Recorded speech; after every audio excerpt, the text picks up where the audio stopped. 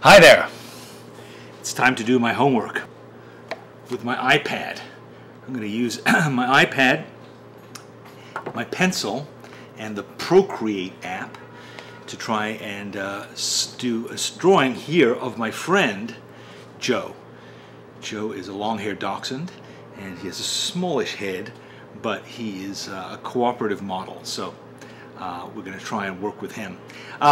I'm using Procreate and the iPad because I want to record what I'm doing to more easily show you, but also it's something I've been playing with recently, trying to kind of figure out the best way to draw digitally and to combine that with my other sketchbook practices. So you'll get a chance to sort of see me bumble along as I try and work it out. Okay, let's get to work. All right, Lapin said get in nice and close, invade the personal space, and that's what I'm doing, staring straight ahead into his eyeballs, starting with my virtual sheet of paper, and I'm drawing those eyes.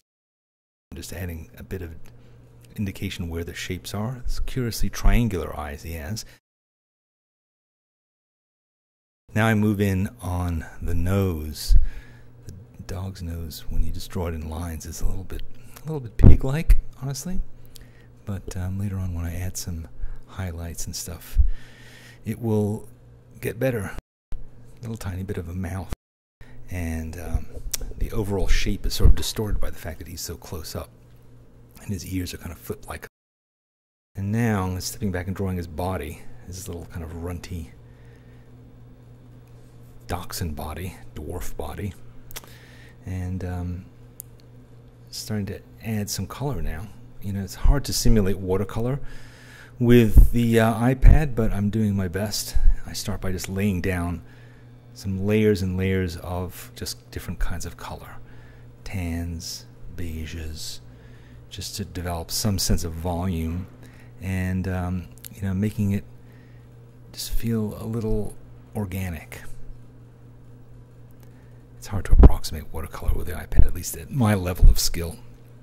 Now I'm starting to add line work, to add different bits of shading, and to start to texturize that fur, to give it a sense of all the little hairs that are there. I'm not going to draw every single hair, but also just indicate the directions of the hairs. That's a really important thing. It's not to go higgledy-piggledy, but to give a sense that, you know, that there's structure to it, that there's grain, you know, that the hairs follow certain directions, certain patterns. I just keep layering it again, you know, just layering this fur. It's a little bit lighter around his beard. He's getting a bit old Joe. And the lightness also adds yet another sense of kind of volume.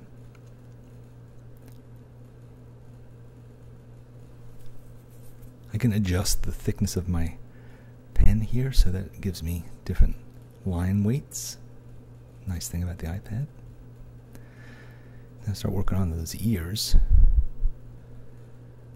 Again, lots and lots and lots of fur, but I'm trying to show it in kind of chunks. And now some more colors. I want to add a sense that there's depth to this hair. Now I'm going to work a bit on the body, but I'm going to leave a lot of it out of focus. You know, the body itself is kind of disappearing into the background.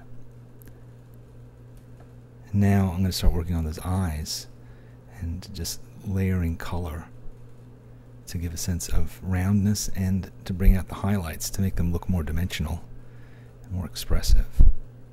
Still got that pig nose, so I got to work on that, giving it some darkness and some highlights. And now some shadows, some of the darkest color I've used so far, to just indicate the edges of things around the eyes. More highlights, more texture, little dots on the nose. The finest lines now, finest bits of fur.